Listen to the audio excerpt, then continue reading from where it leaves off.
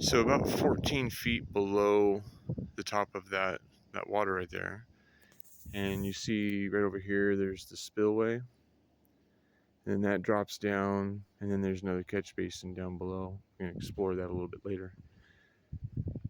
But yeah, so this for about 8 years now has been filling up and holding a tremendous amount of water to the land. And when we do this everywhere,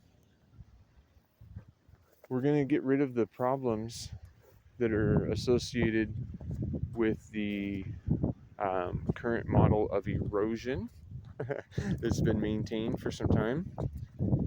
So these little check dams, they work to slow water down and let it soak in. Right? And when I first moved onto this property, I was really excited in the spring when the snow would melt and the water would rush by the house, and I was like, oh wow, that's so neat, you know, but I didn't realize how destructive it was, because every year the rivers turn brown, and every year they'd be going past the boundaries that they were intended to be bound by. So we're gonna walk. As long as I get, as long as we have enough memory on the camera, we're gonna go all the way up here. So here's a little check dam, and there's a pipe that you probably saw. And that goes all the way over to the swimming pool and over by the house. So we're able to move this away from the valley, about 150 yards, and yeah, bring the water where we want it, where it can soak in more places, or be usable for us.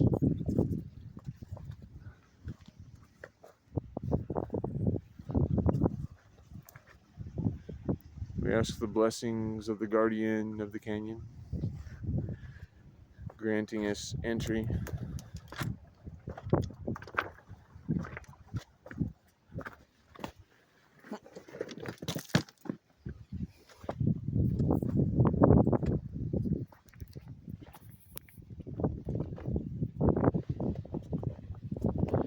So I realized that if a beaver was living in this environment, they would hear the water, and they would build features that would hold on to the water for a while and spread out and make it abundant for everyone. Because where there's water, there's life.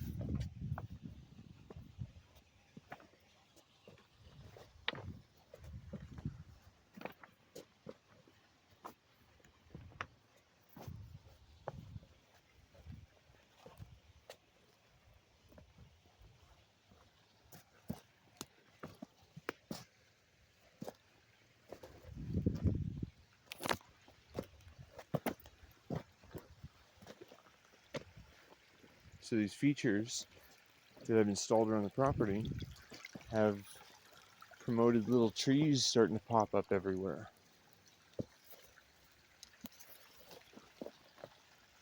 And when you hold water where it falls up as high as you can, it'll start kicking out in springs. So when we start from the tops of the mountains and we work our way all the way down, so that it doesn't become a burden on the features at the bottom, everything can thrive. We have to start doing things consciously.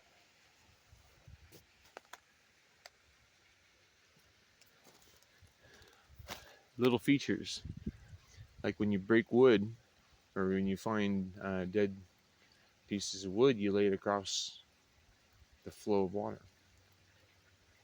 Then you stack rocks and mud. And you can act like the beaver anywhere that water is flowing. And we can even, because we live in such a level of abundance in the world today, it's so easy to be human nowadays that we can put our energy to where the water is only flowing sometimes. The beaver has to be pretty calculated because he doesn't have a gross restore to get his food from, his or her. When I say beaver, I mean the divine intelligence that exists within to preserve water.